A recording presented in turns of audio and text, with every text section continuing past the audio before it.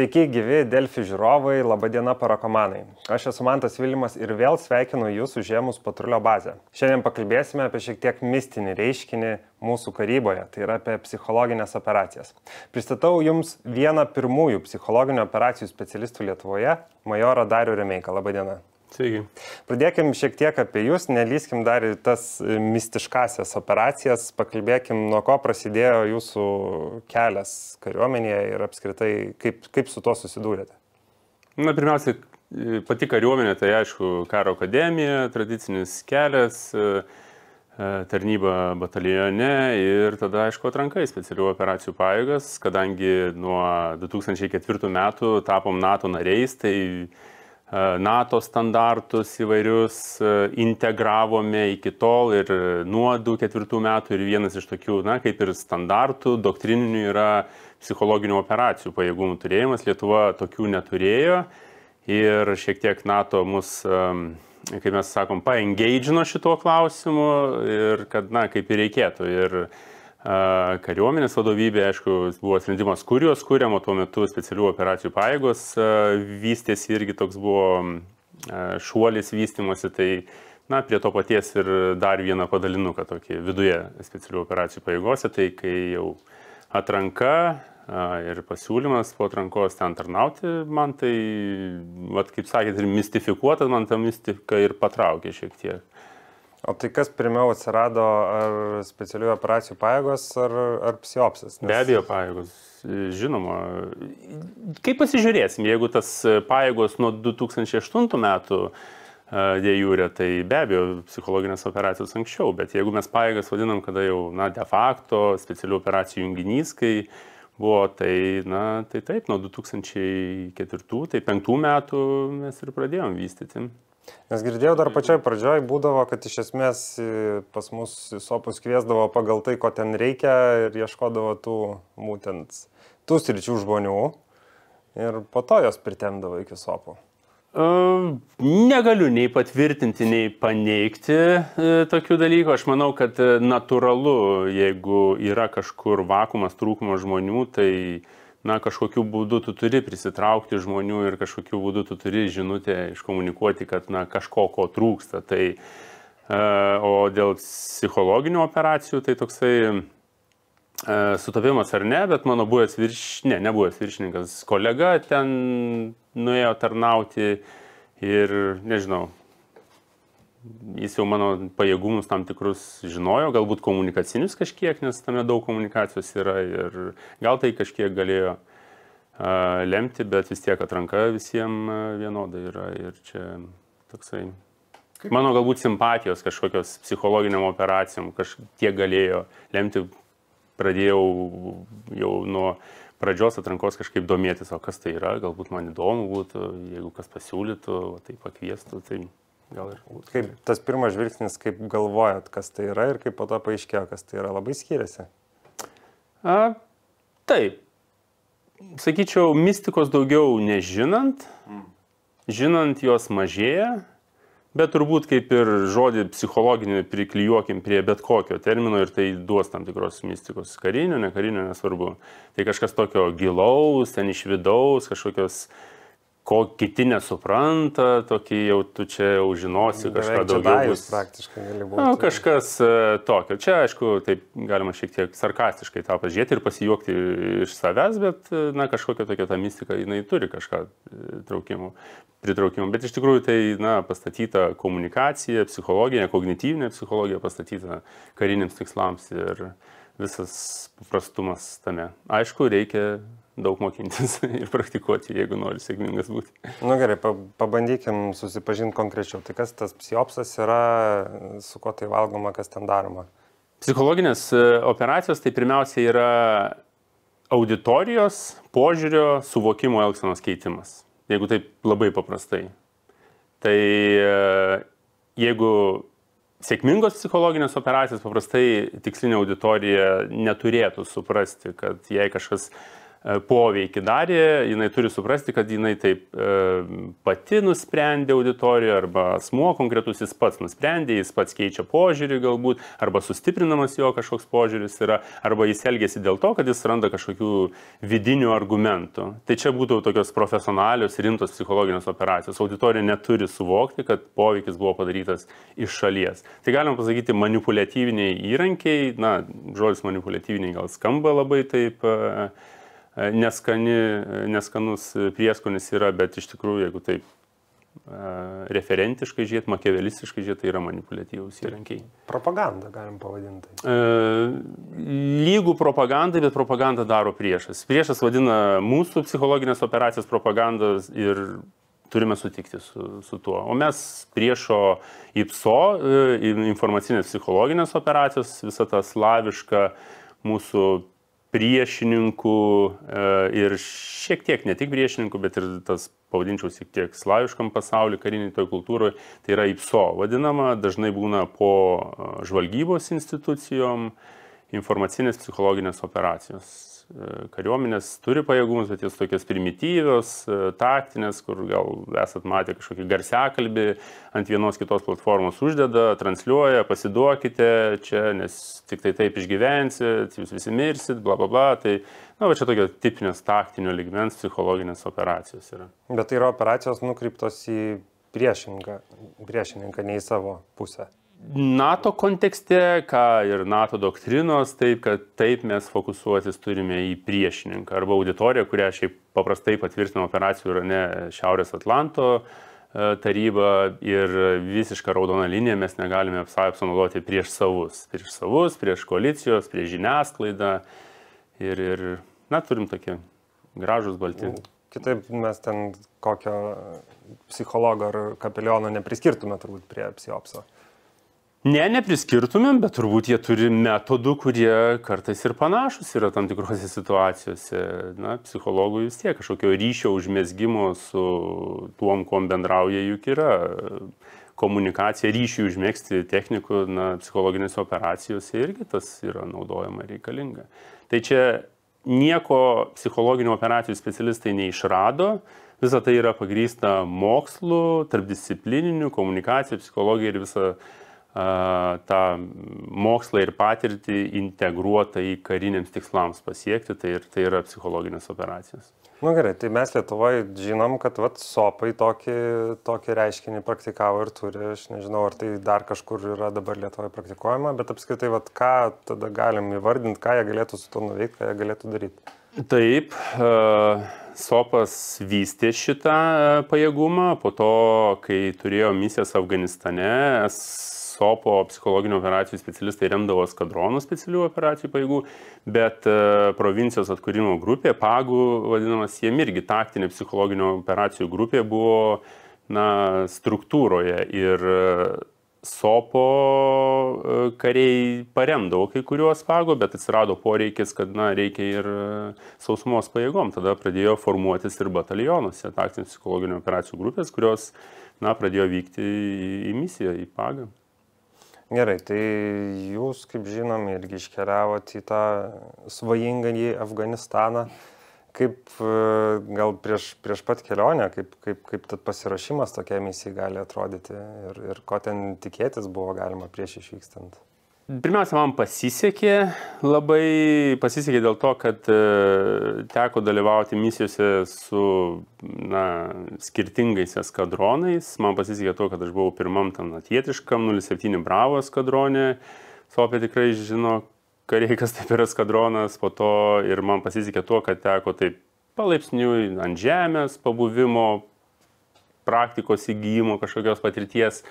Iki štabo 14 metais jau štabe baigti misiją savo. Tai tuo man pasisekė, bet kalbant apie pasiruošimą lūkesčius, tai jau dabar taip retrospektyviai mąstant, į pirmą misiją važiuojant aš buvau nei pasirengęs, nei parengtas. Nebuvau, todėl kad, na, metai kažkur tarnybos SOPė, tai nėra tas, mes ilgiau rengiam paprastai, bet kadangi tai buvo pirma eskadronas, kuomet psichologinės operacijas integruoja rėmėsi tuo, kad buvo Afganistane tų pavyzdžių, kuomet galima šiek tiek su vietiniais ir Afganistano pietuose užmesgant ryšį tam tikrą, gauti žvalgybinės informacijas ir po to pagal tą informaciją vykdyti operacijos. Tai toksai, sakykime, nežinau, visapusiškesnis priėjimas prie operacijų, tas comprehensive toks approachas labai.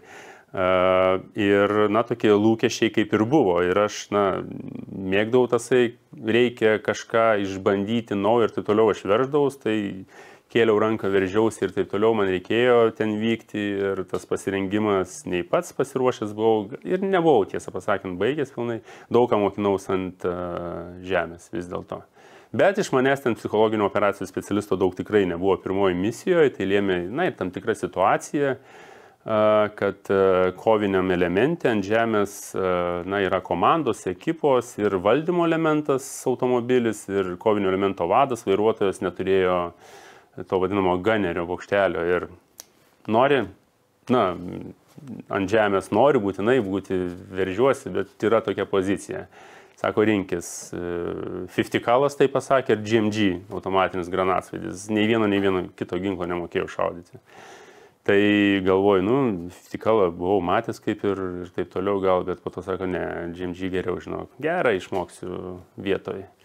Ir išmokau. Tai toksai labiau kinetinis buvau ir mane kolegos po to patraukdavo per dantį, kokios tavo psichologinės operacijos, jeigu tu automatinį granatsvaidį valdai, o turint omeny, kad ta misija vis tiek, visos užduotis mūsų baigdavosi abipusių pasidalinimų ten švinų, tai toksai, tų psichologinių operacijų buvo vidinių savų tam tikrų, nei ten vietoj. Taip, ten bendrauta su vietiniais, su kaimų lyderiais, kai tu privažiuodavai, jeigu privažiuodavai, vaikais kartais pabendraudavai, jie irgi gali netyčia papasakoti, bet tai čia tiek tų psichologinių operacijų. Šitoje misijoje jau tikrai nieko ypatingo nebuvo, tai daugiau buvo tokia kovinė misija grubiai. Gerai, bet tai vis tiek Afganistanas yra didelis sambūris visos NATO, ne? Daug specialistų iš visų pasaulio šalių. Jeigu net ir neteko, gal teko susidurti su kokiais kitais psiopso specialistais. Be abejo. Tai kas NATO ir kaip NATO supranta psichologinės operacijas, kaip jie jas naudoja? Tada gal tą mes galim paliesti. Ir ar Lietuva naudoja taip pat? Be abejo, ir netgi padarėm vieną sėkmingiausių 2009 metais psichologinių operacijų, didelę kampaniją, kur po tokios padidinimo arba amerikiečių ekspansijos tenai, kuomet daug ir marinų, jūrų pėstininkų buvo mesta iš Irako, ir jūrų pėstininkai irgi pradėjo vystyti psichologinių operacijų pajėgumą ir Afganistane jie kaip pavyzdį, mano planuotą operaciją įvykdytą ėmė kaip pavyzdį. Todėl, kad tai buvo didelė kompleksinė operacija, tikslas buvo, tokį atidaryti tiplainą pavadinkim, kad vietiniai gyventojai galėtų informuoti apie priešišką veiklą, tai reikėjo kampaniją visą paleisti, telefono numeris ir tam tikrų motyvacinių žinučių dėl ko. Tai buvo ganėtinai didelė kampanija, brangi, ne iš Lietuvos biudžeto, aišku, koordinuojant su NATO pajėgom, jinai buvo jautri pakankamai, todėl kad buvo prie Pakistano sienos ir jos patvirtinimui reikėjo 4 žvaigždučių ISAF vado leidimo, todėl kad efektas, kaip matuojamas psichologinės operacijos, jeigu išeina už operacijų rajonų ribų, reiškia tvirtina jau tokio pusiau politinio lygmens atstovai. Tai, analizė buvo padaryta auditorijų, sudėlioti argumentai ir tos jautriosios vietos, kaip galima padaryti kažkokį poveikį. Ir buvo suplanuota ta vadinama lankstinukų išmetimo, leaflet dropo operacijos iš C-130. Buvo lankstinukai dalinami, buvo radio kanalas atidarytas ir kadangi, šiaip tų radijėlių pakraunamų buvo ganėtinai plačiai dalinama Afganistane visų pajėgų. Ir radijas, transliuojamas radijas iš lėktuvo, tai komandos Solo, strateginis amerikiečių lėktuvas, kuris turi ten visas transliacijos galimybės ir taip toliau, tai grynai šitai suplanuotai operacijai, manau, tokie pajėgumai dirbo, kad galėtų jinai sėkminga būti. Tai skambučių buvo daug, net per daug ir kas buvo įdomiausia, aišku, kad blogiečiai irgi skambina. Jie savo irgi propagandą įjungė mašiną, paskambino mūsų vertėjas prie telefono, tai buvo mūsų vertėjo telefono numeris, apmokintas, kaip jis turi priimti tą informaciją, bet skambindavo, gazdindavo, paskambino, jūs visus išpjausim ir ten kokie kulkosvaidžio garsas, šaudimas ir taip toliau, bet kas buvo aišku ir technologiškai, 2009 metai, tai be abejo, koalicijos partneriai jau telefonus, mobiliuosius, ten žvalgyba jau dirbo. Na, tai ten operacijom koalicijos partneriam davė daugiau peno šitą psichologinę operaciją. Galbūt tai ir šiek tiek dabar mąstant ir lėmė tokį patvirtinimą ir generolų, kad gerai, tai gerai, teisinga operacija, mes kaip lietuviai, na, aš čia užsidėjau, kad jai nuo A iki Z įvykdžiau visą pilnumoje, tačiau tą tikrai rezultatą vis dėlto pasiėmė koalicijos partneriai, be abejo, nes jie turėjo pajėgumų visą tą išvystyti iki pat galo taikinių. Kaip, kad suprasti, kokio masto čia yra operacija, kiek laiko trunka tokią suplanuoti, gyvendinti, kiek žmonių prie to turi prisijungti? Planavau vienas. Pirmiausia, tikslinės auditorijos analizė dirbau. Tai yra nustatyti auditorijos pažeidžiamumą, imlumą, įvairias rizikas ir kur tu gali ten šiek tiek, pavadinsiu, tai pamanipuliuoti su to auditorija. Ir mums visai neblogai lėmė, kad tame rajone buvo 2 klanai. Vienas labai didelis, bet jis nebuvo galioje, kitas buvo labai mažas, bet jų atstovas buvo toks potencialiai kandidatas į prezidentus Afganistano, pasienio policijos generolas, kontroliavęs visą Afganistano, Pakistano, tiksliau pietinę labiau Afganistano, Pakistano pasienį, kas, na, mes galim suprasti, ką jis ten kontroliavo. Ir didysis klanas nelabai buvo patenkintas tokių galių, tai žinutės jiems abiems gali kartais paskatinti vieni kitus apie blogiečius kalbėti daugiau nei paprastai kalbėtų. Tai tokia analizė su visam jautriom detalėm, tu pateiki, turi apsiginti, aišku, ir tada planas, kokiais kanalais, kokie produktai, PR kompanija tipinė PR kompanija, produktai kokie, kanalai, kuriuo metu, tarp jų tam tikras sinchronizavimas. Digitalo nebuvo, tai galima sakyti, ko trūko iki šio laikinės tokio didelio masto Coca-Colos reklamų kampanijos. Bet užtruko 3 savaitės kažkur planavimas, bet tai nereiškia nuo ryto iki vakaro planavimas, nes dar vyksta ir operacijų, reikėdavo sudalyvauti tarpuose, bet dar kažkur apie savaitę patvirtinimas, patikslinimo reikėjo ir derinimas su koalicijos partneriais. Aišku, yra aukštesnis psichologinio operacijų štabas, su kuriuo tu turi derintis, nes tu pats savo vienas kažkokią ten kampaniją, operaciją sukurti, kur jinai gali būti ardanti kokį NATO naratyvą, tu negali, tu turi gauti leidimą ir kad tai visam bendram paveikslė informacinių karų, ta kampanija turi normaliai atrodyti. Tai derinimo pakankamai nemažai yra.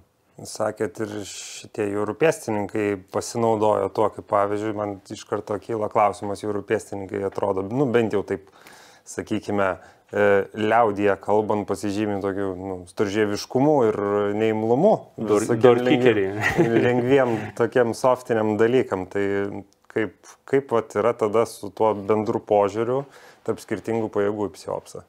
Na, pirmiausia, reikia prisiminti, kad 2009 metai jau buvo ganėtinai įsisiubavęs tasai širdžių ir proto afganistaniečių laimėjimo tenai naratyvas toksai NATO pajėgom, gairių pavidalė, įsakymų pavidalė ir net ir marinai tokie labai prokinetiški, galima pasakyti, jie irgi, na, viena iš sąlygų jiem buvo vykdant, jie turi turėti, nes, na, ta žala kinetiškumo, kur, na, neatsižvelgiama į tokius socialinius, kultūrinius, visokius demografinius dalykus, na, jinai žalinga labiau yra dėl to, kad tam sušvelninti visam efektui psichologinės operacijos yra, na, tos, kur pasitaiko visko, bet galima švelninti tą efektą, todėl kad tai yra komunikacinis tam tikras įrankis.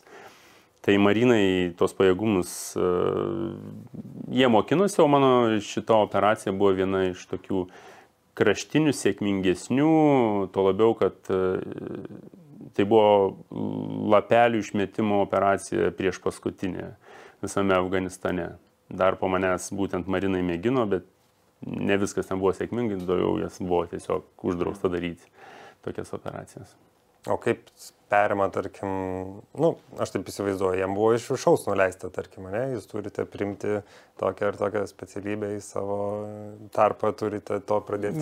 Nespekuliuosiu, nepamenu, net ar kalbėjau su jais tokiais klausimais, bet jiem tai buvo tikrai kažkas nauja, matęs, kad jie net ir tą tipinį mariną parinkus toks, žinom, kaip jie atrodo daugiau mažiau ir tikrai sunkoka buvo, nes ant to mariniško mąstymo daug buvo, čia yra, turi gerokai pastumti savo mąstymo ribas. Linko aš ir bandau eiti, tai kas gali tapti psiopso specialistu ir kas galbūt negali visai?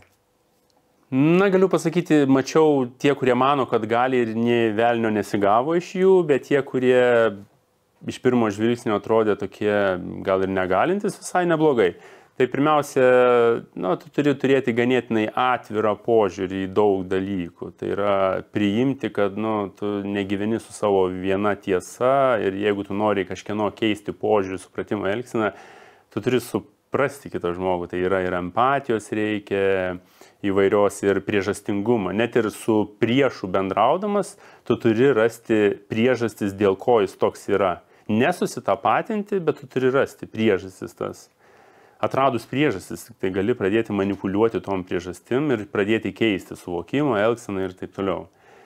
Bet žmonės, kurie, nemėgsta bendrauti, komunikacijos galbūt nesupranta ir taip toliau, jiem nelabai pasiseks greičiausiai būti psichologinio operacijų specialistus. Ir reikia daug mokintis iš tikrųjų.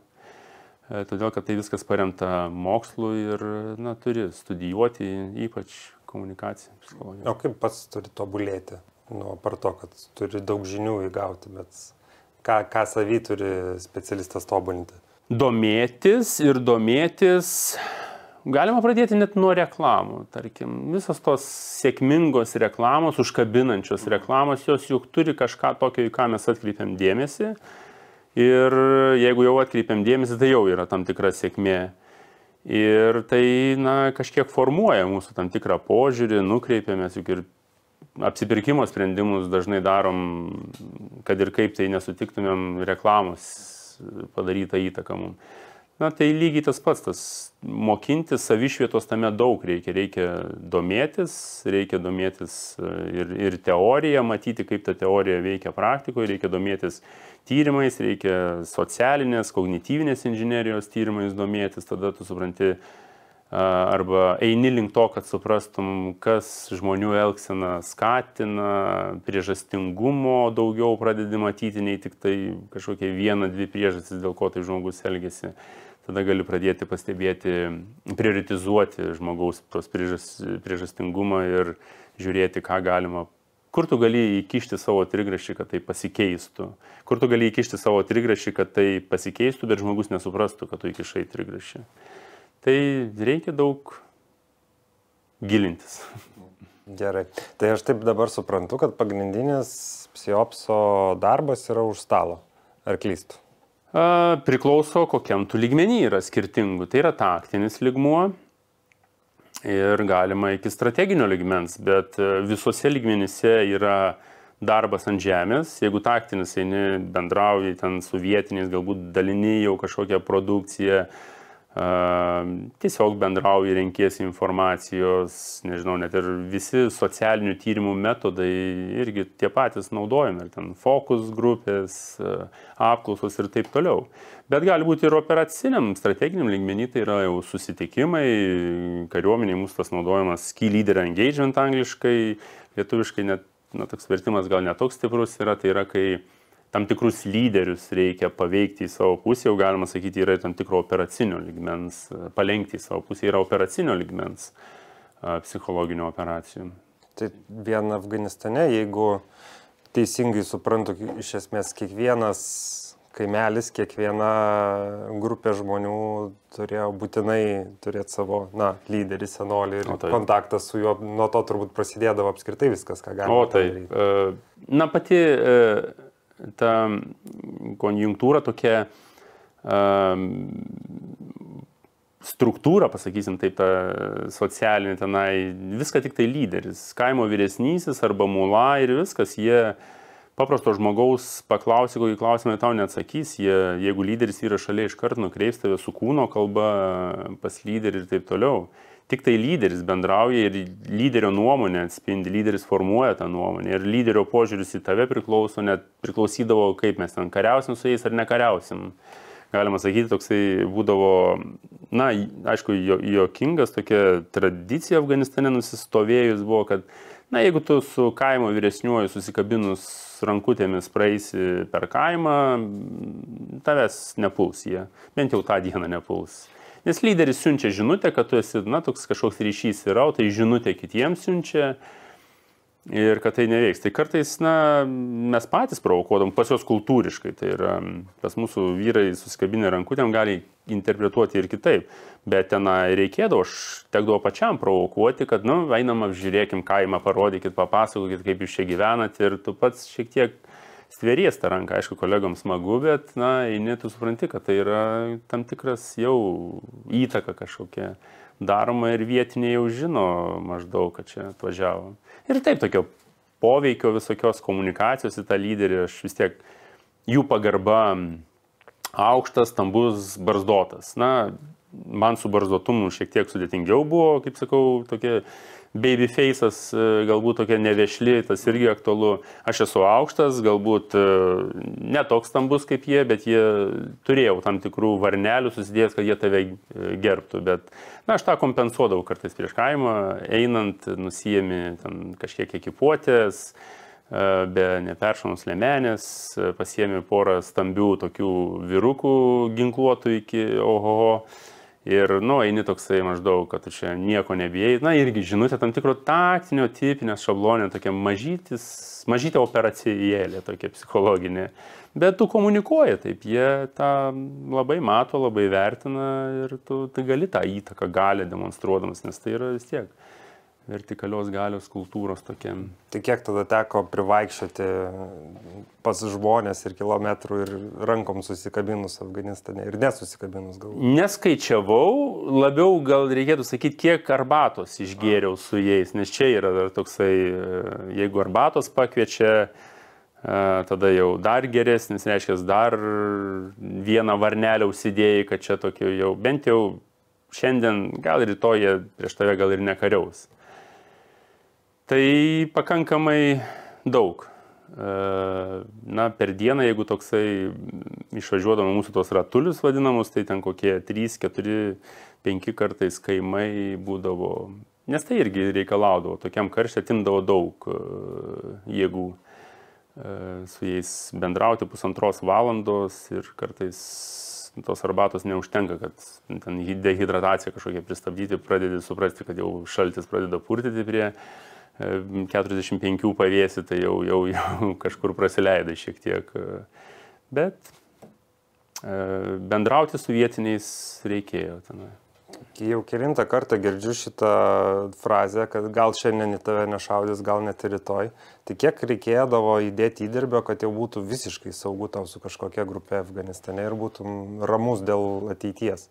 Neįsivaizduoju, kad tai iš viso galėtų egzistuoti, todėl kad, na, dalis tų kaimų buvo, kur, na, ten buvo užklydę jau tie, su kuriais mes kariaujam ir jie jau infiltravėsi ir, na, tai jauti pagal nuotaikas kartais ir vis tiek buvo dienų, kad, nu, reikėjo šiek tiek ten su jais pasigalinėti. Tai garantijų niekada nėra, čia, na, nepriklauso nuo to. Afganistano pietus, nu, jie nedraugiški buvo nuo iki pat ir tenai mes buvom tie, kurie nekviesti atėjom pas juos, tai, nu, jie atitinkamai ir elgėsi su mumis. Kaip apskritai, koks tada santykis su, nu, vien lietuviais turbūt neišskirsim, ne, su visais kitais kariais NATO ten pasiektas per tiek, kiek jūsų žvilgsnių iki pat, na, sakykime, jau pabaigos to Afganistano misijos. Ir kai galiausiai tas pasitraukimas buvo toks, koks jis buvo, ne visus labai sužavėjo. Greičiausiai, ar to buvo galima tikėtis ir taip ir atrodė, kad bus, ar ne? Nuo kurio momento galima buvo tikėtis, kad panašiai bus? Na, tu turi save šiek tiek apgaudinėti, kai tu matai, kad, na, tai nėra draugiškas kraštas. Tu gali ten šiaurėje kažkiek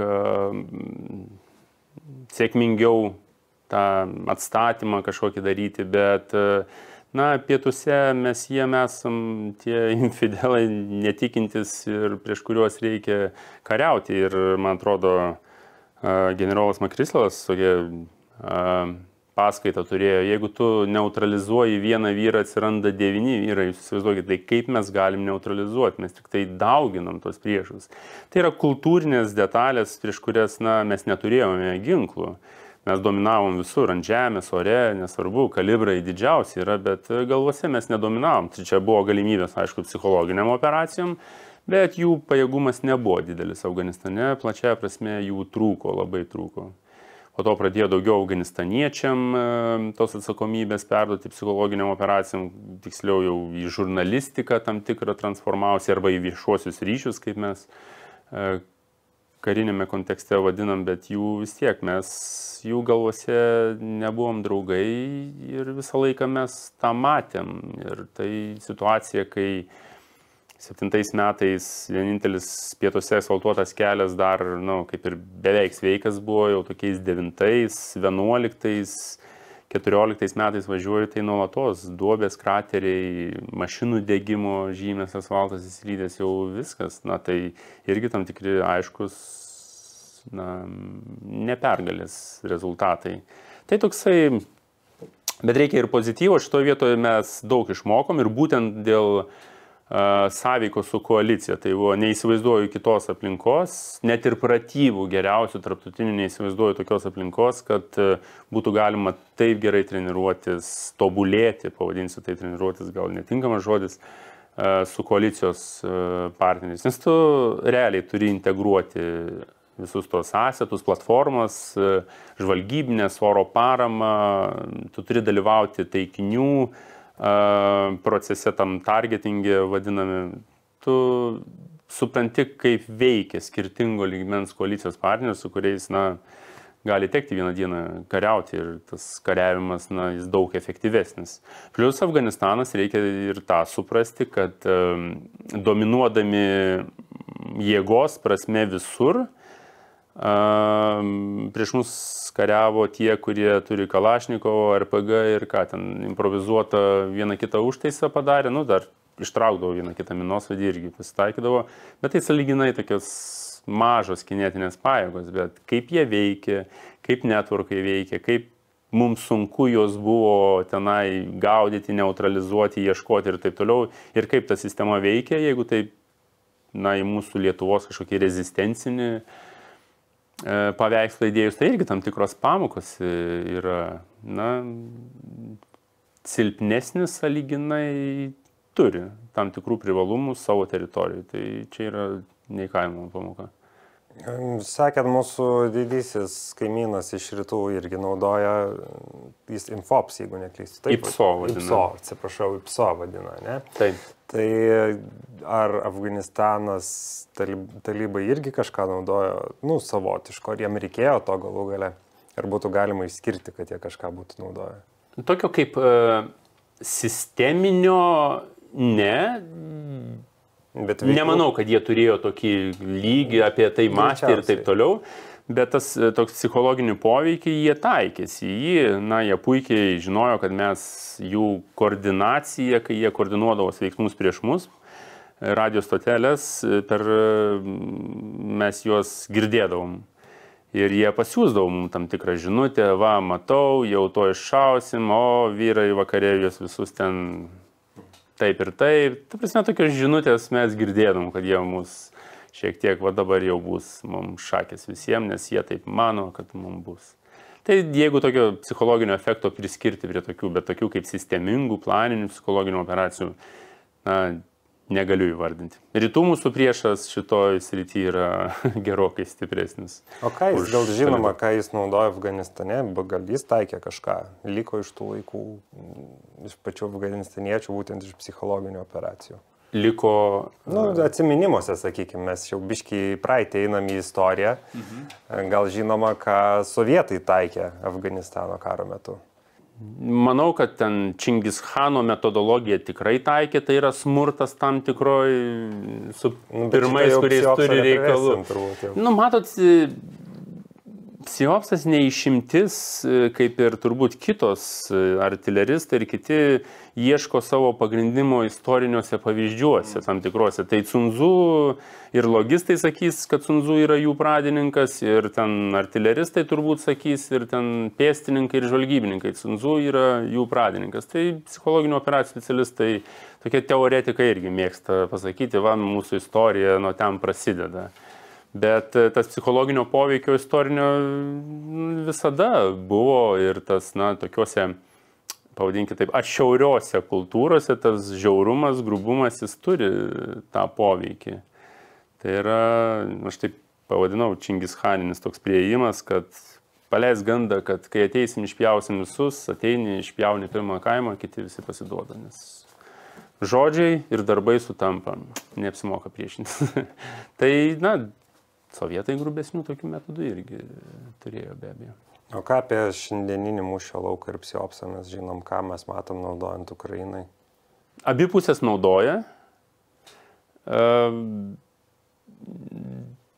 Negaliu sakyti, kad abi pusės sėkmingai naudoja, bet tokio persilūžio kažkokio nepasiekė. Reikia suprasti, kad psichologinės operacijos jos paremia, jos kaip kovinė parama, jos paremia manevrą, kažkokį efektą, sustiprina efektą arba sušvelnina, kur reikia efektą. Bet iš sėkmingiausių Rusijos išskirčiau turbūt Volgą, tas Pazvany Volga, kur ir iš skirtingų komunikacinių tokių, sakykime, disciplinų, ar tai būtų brandingo, klasikinės, iš marketingo pusės ten ganėtinai išradinga, tai yra kampanija ukrainiečiam pasiduoti. Čia klasika visų karų yra tas susisiek Volga ir dažnį. Per radio stotelę dažnį susisiek kviečiu Volgą, jie sako, ir tada pasakyk, kur tu esi, kas toks, ir tave priims, ir rusai demonstruoja, kaip ukrainiečiai tikrai pasiduoda, ukrainiečiai po to ir pasakoja, kaip jie, toksai efektas didelis. Aišku, mūsų aplinkoje gal to nematom, nes mes nenorim matyti tų nesėkmių ukrainiečių, bet šitą išskirčiau sėkmingiausia rusų, todėl kad, yra žmonės ir pavargsta pozicijose, nepakeisti ir taip toliau, ir jie gali kažkur sužaibuoti, galvoju, tas motyvacinis toksai trūkumas, o čia tau žinutė ateina tokiu dažniu pasakyk, arba, jei jauti, kad priešas tau mina ant kojų, tai ta pasidavimo alternatyva, pas karius natūraliai yra, čia rodo visi karai, afganistaniečiai Irake daug iš to laimėjo. Būtent kiek pasidavė irakiečių, kai jau suprato, kad nelabai bus, iškart pasidavinėjo su lankstinukais, kuriuos amerikiečius išdalino kaip bilietą į orų pasirūpinimą. Toks, psichologinio operacijų, viena be efektyviausių psichologinio operacijų. Tai iš rusų pusės išskirčiau būtent šitą Volgą. Tai ukrainiečiai irgi tokią turi identišką programą. Efektyvumo turbūt jų įvertinti nėra, kaip nei vienos, nei kitos. Duomenų neturiu, kiek pasiduoda, nes čia yra ir daugiau kintamųjų, kas blogiausia psichologinės operacijos ir dėl ko, gal šiek tiek ir kenčia tos srities vystymasis, kad tų rezultato sunku atnešti rezultatą. Pėstininkai gali atnešti, nukovė, sunaikino, neutralizavo ir taip toliau kinetiniai, o kaip tu, tas, kur pasidavė, tu gali bendrauti, dėl ko tu pasidavė ir taip toliau, bet jeigu tu gerą psichologinę operaciją padarysi, jis to neturėtų įvardinti. Tai kaip ateiti ir vadui pasakyti, vadė, padariau gerą psichologinę operaciją, žiūrėkit, pasidavė 50 rusų. Vadui kas nors pasakys, dėl ko jie pasidavė. Buvo šalta tenai pasidavė. Niekam neįdomu bus, kad tu tenai šiek tiek grūzina juos dėl to šalčio, kažkokiu būdu iškomunikavai argumentuotą žinutę, žmogau, ką tu čia veiki. Tau čia šalta, blogai ir taip toliau, ateik, pasirūpinsim, išlauksi karo pabaigos, sugalvosim, ką nors svariau. Tai nėra kaip pamatuoti, o, suprantam, kad investicijos į kažkokią sritį, vystymą ir taip toliau, reikia kažkokio tokio pamatuojamo rezultato. Tai čia kaip ir su komunikacija, kaip ir su PR-u ne viską galima pamatuoti. O kur dar šiais laikais tada gyva psichologinio operacijų doktrina? kur dar naudojama? Doktrina NATO, visos šalis daugiau mažiau didžiosios, jos turi savo nacionalinės doktrinas kažkokios. Jeigu taip imtumėm, pasižvalgyti visiškai tokias egzotinės šalis, ar tai būtų Pietų Šiaurės Korėjoje galima matyti ir atviruose šaltiniuose garsiakalbiai, kokie ten. Balionai su šlamštu. Balionai, taip, ir NATO šalis, kai kurios turi tą pajėgumą balionų, lankstinukus leidžia balionas iki tam tikro aukščio pukšti, bet dabar bepiločiai turbūt nukonkuruos, tai vis tiek daug pigesnis dalykas, bet vystoma, Lenkai vystė, tokį kaip ir netiesioginės ugnies pajėgumą, negaliu sakyti raketinis, pasakykim taip,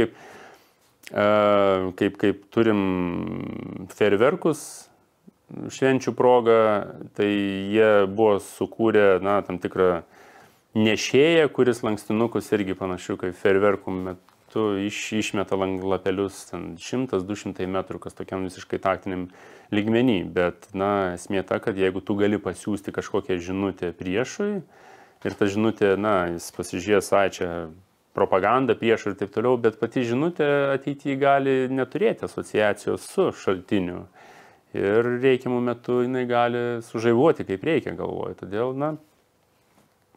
visada verta naudoti papildomai psichologinės operacijos, net jeigu ir negali iki galo pamatuoti efekto. Tai ar čia teisinga paralelė dabar brėšiu, jeigu galvosiu apie jogurto reklamą, kur nei mes norim to jogurto, nei mums jo reikia, mes matom stendą ten, girdim radijui ten kartojimo logotipą ten, telefone iššoka kažkas ten, bombarduoja ir galiausiai parduotuvėje jau ėmam ir pasiemam tą patį jogurtą, nesuprasdami, ar reikia ar ne. Ar panašus poveikis įmanomas tada ir su psichologiniam operacijom. Nes atrodo priešingas priešo karys automatiškai supras, kad čia blogai, čia priešas, čia nereikia tai kreipti dėmesio ir atmes iš karto. Taip, ant cigarečių pakelių irgi parašyta, kad tai kenkia ir taip toliau, bet žmonės rūka, kai sąmoningai mąsto, kad tai kenkia ir taip toliau. Bet čia, aišku, yra fiziologinio tam tikro priklausomybė ir taip toliau, bet informacijos pasirodymas tavo galvoje, kiekybė, kokybė, jinai turi įtakos apsisprendimui vienam ar kitam. Nebūtinai tiesiogiai, gali būti ir tam tikra paralelė kažkokia prisirišimo prie žmonės pasirinkimuose savo dažnai nemąstų, dėl ko pasirinko. Ir tikrai nesusietų kartais su kažkokia reklama, jeigu tas žmonių trečio asmens efektas, žmogaus paklausk, ar tau labiau daro įtaką naujienų žiniasklaidai ir taip toliau, ir kitam 90% pasako, ne, kitam, man tai tikrai nedaro. Mes kartais taip naiviai žiūrim, kad mums nedaro poveikio, bet jį galima daryti. Žmogus yra pažeidžiamas iki sąmonės lenkščio, daug procesų vyksta galvoje ir daug tokių kognityvinių nuokrypių tu gali išnaudoti, atsukti tiesiog prie žmogų. Ar tada psichologinių operacijų specialistai išeina dirbti į reklamos agentūras? Lietuvoje tų specialistų galima suskaičiuoti. Mano kolegos, bendrakursiai, amerikiečiai, paprastai taip. Tie, kurie irgi liūdna žinia, bet patys talentingiausi jie greitai pavogiami yra iš psichologinių operacijų srities, jie eina į komunikacijos, PR agentūras ir ten, kur reikia daryti kažkokią įtaką. Ir pabaigai, ar yra kokia nors žinia, ką galima, arba apskritai koks nors faktas, ką vertėtų suvokti tiek eiliniam kariui, tiek neeiliniam, gal karininkui, apie psichologinės operacijas šiais laikais? Turbūt dėl į atsparumą turbūt paperiuočiau, kad visada galime būti taikiniais priešo psichologinių operacijų. Jeigu priešas bus profesionalus, mes greičiausiai nesugebėsim tos atribucijos padaryti ant žemės. Aš kalbu ne apie psichologinių operacijų specialistus, jie turi tą pajausti, netgi galima sakyti. Tai reikia domėtis, o vadam reikia šiek tiek į tą atsparumą investuoti. Kartais turėti susirinkimą ar kažkokį, nežinau, team buildingo, kuriame tam tikrų intelektualinių turinių pasidalintų, kaip tai veikia ir taip toliau. Todėl, kad žinojimas paprastais pavyzdžiais, netgi istoriniais, vis tiek tam tikrą imunitetą duoda. Galbūt jisai su laiku išblunka, bet vis tiek tai yra vienintelis metodas, tik tai tas sąmoningumas yra. O kalbant apie karį galbūt eilinį ir sąmoningumą jo, ir apie jau kažkokį vadą, lyderį sąmoningumo, tai iš psichologinių operacijų pusės tai irgi galima apie skirtingus lygius irgi mąstyti, ką reikia vienam žinoti, informuoti ir ką reikia kitam. Ačiū labai už laiką, kurį skyrėt ir kad atėjot. Ačiū Jums. Ir dėkui Jums, gerbiami žiūrovai, susitikime lygiai po savaitės. Nepamirškit sekti ir mūsų Facebook paskyroje. Iki.